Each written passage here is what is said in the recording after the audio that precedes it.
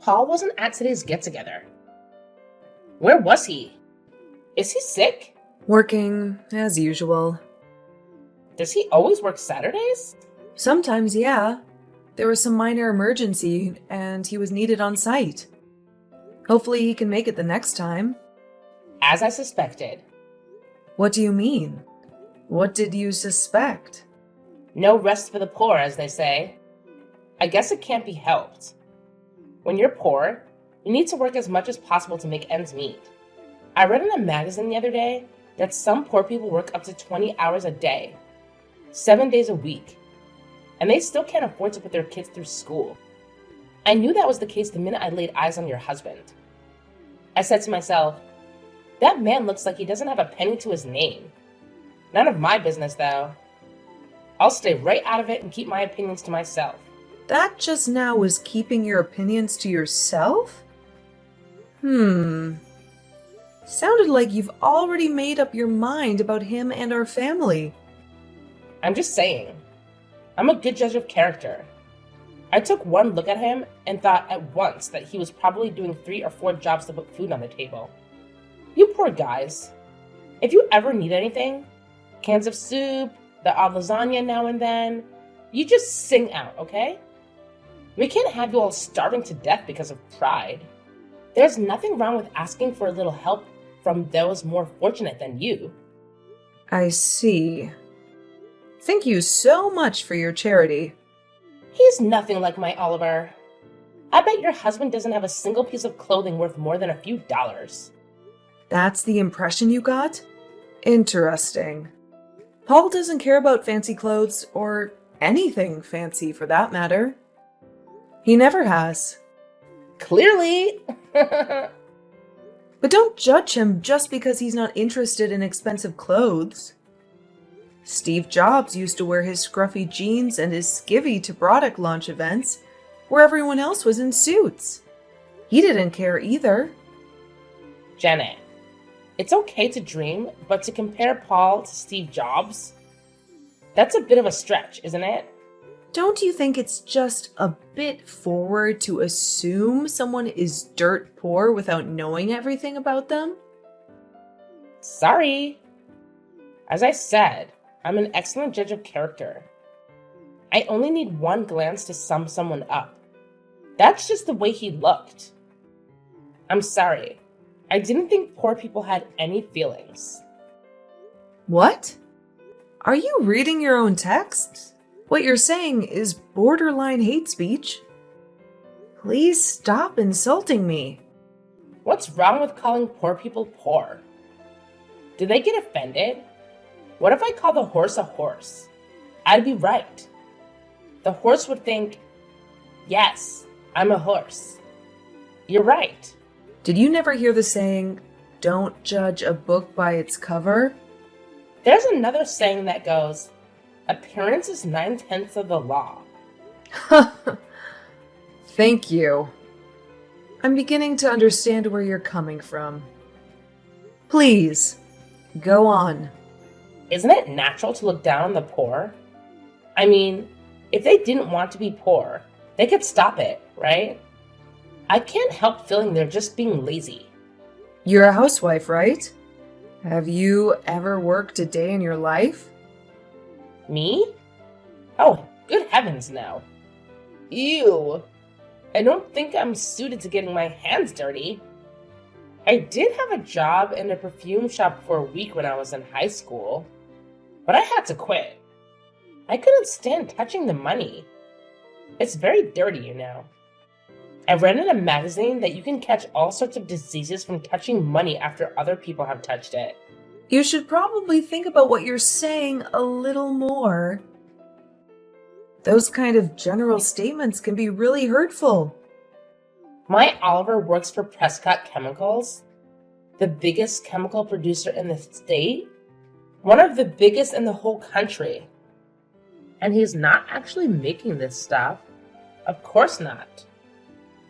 He's one of the top executives. We're so happy. Life is good. Don't you think it's better to have money for the children? I can't imagine growing up with poor parents. I shudder to think what their suffering must be like. My heart bleeds for them. Give it a rest, would you? You think I like hearing this? And really, you shouldn't judge people on their appearance. Your intuition isn't as good as you think. We're just fine with the status quo. Okay. Have it. You're right. You put on such a brave face. But you can let your guard down with me. I admire you in a way. It's kind of admiration mixed with pity, but admiration too. Wow, you do go on, don't you? I can assure you, we are fine. Well, if you don't at least buy your kids nice clothes, they end up just like their appearance. They'll never break the cycle of poverty. Those poor kids. Leave us alone.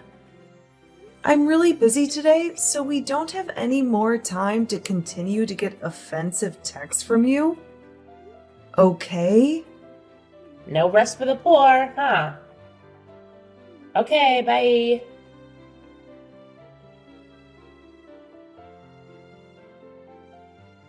Montana, have you got a moment? Did you take my family's name off the list for the next gap together? Why did you do that? Oh, I didn't think you'd be able to make it. What? Well, you guys are struggling to get by, so I just assumed the fee we collect from each family would be a bit much for you guys. I didn't want you to have to break the bank to come. That money would probably be better off spent on the kids, wouldn't it? I thought I'd spare you the shame and embarrassment of having to tell the others the reason why you couldn't make it. And don't worry, your secret is safe with me. If anyone asks, I'll just say that one of your kids has the flu, something like that. You should be thanking me for looking out for you. I've got your back, Janet, and I mean what I say about you guys asking for help. We're always ready to lend a hand to the less blessed in our community. What are you talking about? Don't just go assuming things without even asking, okay? Our mothers have asked me why you would do such a thing. Well, I just don't like poor people. I want to help you realize that it doesn't have to be this way. I said we'd help you if you needed it. But it's more to help you realize the situation you're in and help push you into action. I don't like the poor. They bring me down every time I see them. By some miracle, you've managed to make your way into our group. I thought it was very odd, such a poor family being a part of our group. But it is what it is, and I'd like you to try and pull yourself up from the poverty you're in. It can't be very pleasant, living like that. I'm not following you at all. You've imagined some poverty-stricken family that you seem to have conflicting feelings about. All 100% of creation of your own mind. Based on nothing but seeing my husband wearing clothes that weren't designed by some famous Italian. You know nothing about my family. You just made up your mind about us based on nothing. And now you won't even keep me in the loop on school events? Taking me off of the list of participants? That's going too far. I've had enough of this, Montana. I will not tolerate the poor being a part of our circle. It's not right. Either you do something about your situation or you're not welcome. It depresses me seeing you and your bedraggled husband. Those poor children. My heart breaks. It's best you don't come to any more meetings. People really don't want to rub shoulders with your type, and they literally don't want to rub shoulders with your husband. Our designer clothes might get dirt on them. That's enough. You don't have a shred of common decency in you. All this acting like you want to help, and then the next text you send is a direct attack on my family and your preconceived notions of how we live our lives. I could say the same about you. You could? How so? You're dirt poor, and yet you think you have the right to join our group. That's not how it works, Janet. You're being very presumptuous to think we would welcome someone of your low status into our group. Some of the families in our circle are practically local royalty. Have you ever seen the kind of cars the children are dropped off in? I still have no idea how you managed to send your children to our school. It's a total mystery. Is there some kind of outreach program? A secret scholarship for the poor that I'm not aware of? That really is enough. Your lack of grace and compassion is mind-blowing. How did you become such a snob? Mind-blowing? I think you'll find my way of thinking is the majority. I have the support of all the other mothers in the group. You're the lone wolf. Need I remind you that my husband is an executive at one of the biggest companies in the state? I did tell you that, didn't I? Your husband's job has absolutely nothing to do with how you treat other people. I think you'll find it does. We're the elite of the city. We have the right to exclude those who don't live up to the high standards expected of members of our group. What does your husband's job have to do with you having no common sense or decency? I'm failing to see the connection. What right do you have to say anything? Your husband works part-time at a 7-Eleven, right? That's the way he looks. He's the vice president of the company your husband works for. He's your husband's direct superior. Oh, really? That's a good one. Oh, Janet, that kills me. You really are in a terrible situation, aren't you? Poor and not all that right. I guess it's just a vicious cycle. The poor and the uneducated are doomed to be that way forever. It's just so sad. The poor have decided that that's the way the world works and they accept it. But don't you feel an obligation to do better for the children? It's not their fault they were born into a poor, stupid, and lazy family, is it? They are innocent. But I suppose poor parents raise children to be poor adults, and it just continues. Endlessly. Do you ever stop harassing people? Who gave you the right to talk to people like that? I'll say it again. My husband is the vice president of Prescott Chemicals. He's your husband's boss. What? Yeah, right. It's a family business. The whole company and all of its subsidiaries are owned by Paul's family. Did you ever ask what my family name is? I've seen it written on school lists before, but it's a common enough name. There are 2 or 3 other Prescott families that are in the school. Nothing out of the ordinary. And those families are rich.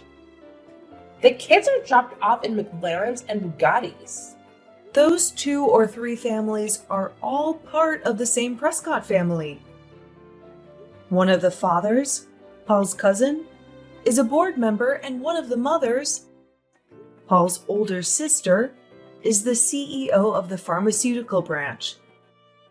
There are actually 2 more families you may have overlooked. Margaret Wake. Of course I know Margaret. She's been the head of the PTA for the last 3 years. She's Paul's little sister. She's also a board member. Karen Evans. The area school commissioner? Paul's cousin. She also owns 30% of the entire company. Oh, God. I knew your husband was working there. I just didn't say anything. Paul says he's a great executive and a generally nice guy. I didn't want to cause any problems between our husbands when they seem to have a genuinely good working relationship. No need to burden them with such trivial nonsense. But you've gone too far, Montana. Your prejudice has made you into a nasty, toxic person. You're lying. You aren't serious, are you? You're just making this up out of spite. Right? I'm not making up any of it. Until now, I didn't see the need to make this information public. But I won't be the target of your personal crusade against the poor. You seem to be bent on broadcasting your wealth and self-perceived elite status to anyone who will listen, while looking down on those less fortunate than you. And yet my husband has been your husband's boss all along. And you will have, of course, heard the name Hugh Prescott II. The president. Yes, of course. Think about that for a moment. Is he Paul's father? You got it. You gotta be joking. This is just your last-ditch attempt to salvage some dignity, right? I'm dead serious. I'm actually surprised you haven't heard all of this before from some of the other mothers. Most of them know about my family. Well, why am I the only one who didn't know? It's very amusing to watch, actually. Whenever you badmouth my husband and my family at meetings, the other mothers all stare awkwardly at the floor. At first, it was baffling as to why you didn't notice. But now I can clearly see that you're so stuck up and established that you are incapable of noticing anything that happens around you. It's like you're in a little bubble. All you can hear is your own voice. I didn't know. Why didn't anyone tell me? You only moved to the city last year, right? I guess you just didn't ask enough questions. Didn't care about others? You'll have to ask yourself that one. But you took one look at my husband and decided he was poor. Didn't care for the children, and we were doomed to live our lives in poverty. You badmouth me and my family without knowing anything at all. I haven't ever told Paul about how degrading you've been to me and my family, but this time, I can't keep my mouth shut. I can't let you get away with this. No. Wait a minute, Janet. Don't do that. That's not a good idea. We don't need to get the husbands involved. We can sort this out. Just you and me. This can't have any effect on my husband. He hasn't done anything wrong. This is between you and me, right? Your husband has done nothing wrong. As I said, Paul and the rest of the board are very happy with him. He's an excellent worker. But I'm going to tell Paul about this. It's all here in your texts. And don't try to delete any of them. I've already taken screenshots of this entire conversation. I'm sorry. Please don't tell your husband. It'll open up a whole can of worms. Please, let's just talk about it. You and me. What do you say, Janet? Can a girl get a second chance? But it isn't just me, is it? There are other mothers who avoid you at all costs. What other things have you done to make people stay out of your way? People avoid me? Absolutely. And you haven't even noticed? Most other mothers don't want to be in the same room as you. You're living in a dream world where you can only hear your own voice. Nobody wants to be anywhere near you. Have you really not noticed that people say as little as possible? That everyone has an excuse to leave when they have to talk to you? I did think that the children in this town do get fever more than other places.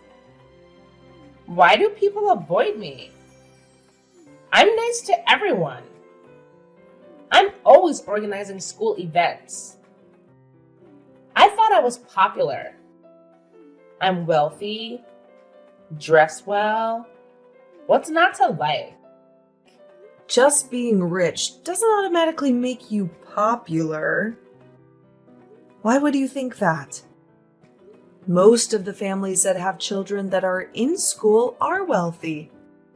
It's a level playing field, and yet you seem to think you're at the top. What makes you think you're better than everyone else? Or is it some insecurity that makes you want to assert dominance over those less fortunate? You thought my family was poor, so you focused all your attention on me. Did it make you feel better to be so patronizing? Oh, and Montana? Just one more thing before I let you go. What else could there be? I know you've been seeing the third grade teacher, Mr. McCarthy. What? What are you talking about? There are witnesses. And photos. That's an outright lie. Oh, really? They've been shared amongst the mothers group. Everyone's seen them. There's no doubt it's you. Some of them are very damning for a married mother. They could be extremely problematic should they fall into the wrong hands. If someone should, I don't know, forward them to your husband? Everyone has seen them. Yep, every single mother in the third grade. So, should someone with a grudge against you choose to get a little revenge, well, it would be very easy, wouldn't it? I'm not saying I'd do such a thing, but who's to say another mother wouldn't do it? You aren't very popular, so I wouldn't count on everyone keeping quiet. I'd be very worried if I were you. There is plenty of evidence. I'm thinking I should go and have a talk with the principal. What do you think? No, don't do that. This can't be happening. You're trying to trick me, right? This is an elaborate plot to get back at me for looking down on you and your family. Right? Janet!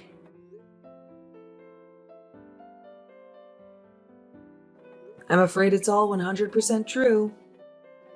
Karma, Montana. The world has an uncanny way of delivering payback. But it's simple, really. It's just a natural reaction to how horrible you were. If you hadn't treated people so badly, people wouldn't hate you. Simple, easy to understand. Wait, I haven't been having an affair, and I had no idea about your husband and his family. I'm sorry. I apologize. Forgive me. You don't have to tell your husband. Please don't do it. I don't think I needed to. I didn't want to bother either of them, but you went too far. You insulted my husband and children. I can't let that go. My husband will be contacting you. You can apologize to him directly. I will. Just please don't tell Oliver. If he finds out about Mr. McCarthy, I'll be in a world of trouble. Please promise me you won't say anything. Janet, can you promise me? I can't make any promises. What happened between you and the third grade teacher is my business. If that comes out, so be it. But it won't be coming from me. But everyone knows about it. if it comes out, you'll have to deal with that yourself. I couldn't stop it if I tried. I will say, there have been strong words posted in the group chat about a teacher who does such a thing. More than a few mothers have started to doubt whether they can trust a teacher who hasn't been fair with a married member of the PTA. Personally, I think it probably should become public knowledge. The school has a reputation to uphold and can't just brush this sort of thing under the rug and pretend it never happened. Aren't you embarrassed about what you've done? Yes, of course. I let lust get in the way of my family. I'm so sorry. I apologize, Janet. I'm sorry. Forgive me. I'm sorry for what I said about you to your husband and children. I'm sorry for seeing Mr. McCarthy. I'll never meet him again outside of school. Can't you just help me out this once?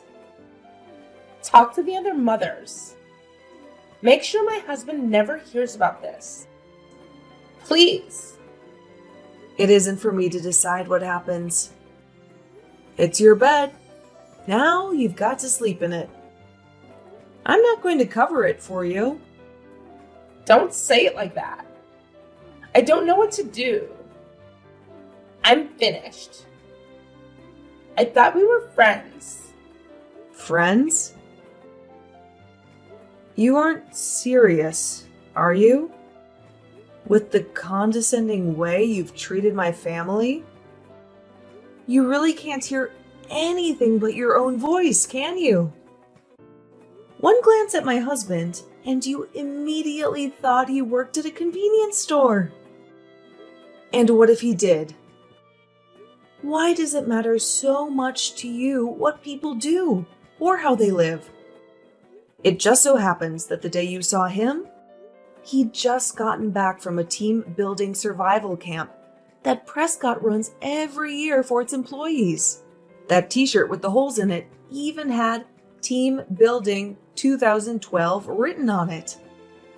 Paul has been leading the camp for the last decade. Your husband was in that camp, but you didn't even think to put two and two together. As I said, you're in a dream world. Your self-centeredness is at the heart of this. You also tried to kick me out of the mothers group. Have you forgotten that? Friends? Why on earth would I consider you a friend? Sorry. That wasn't what I wanted to do. I was trying to help you. Remember they were all lasagna? I was only joking with you. I didn't really mean all those things I said.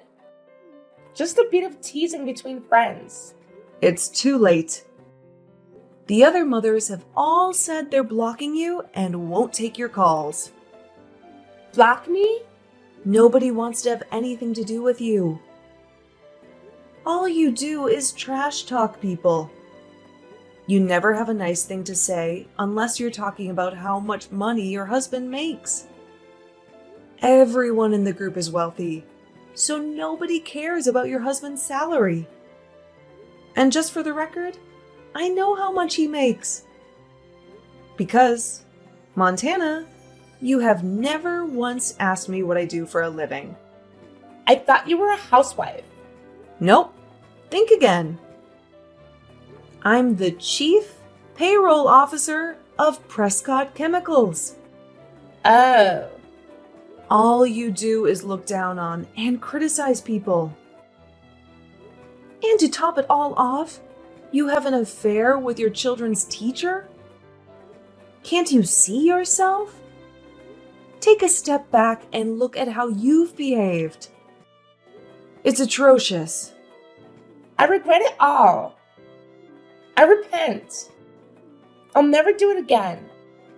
I'll resign from the PTA. I'll never leave the house again. Just please help me.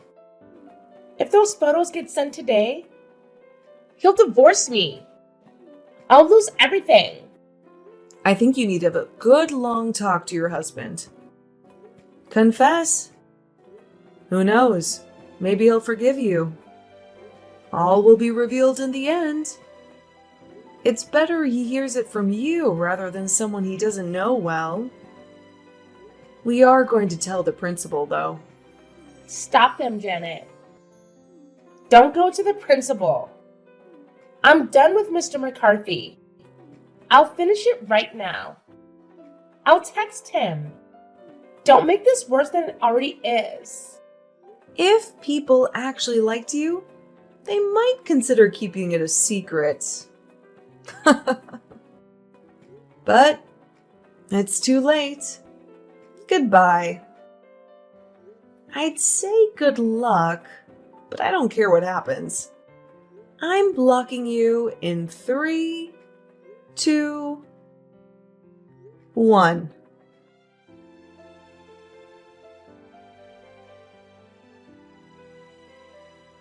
Montana started trying to butter up the mothers of her group by sending presents and overly flattering handwritten letters. But it was all far too late. Because Prescott Chemicals and all of its subsidiaries were full of Paul's family members, the group soon found out that Isla's husband was just a regular chemical factory worker and not a high-ranking executive after all. And, as icing on the cake, her husband found out about her affair with the 3rd grade teacher and filed for divorce. This whole story ended with her being kicked out of the house and losing custody of her children. Her extreme selfishness and prejudice to others came back to bite her. It really is true what they say. What goes around, comes around.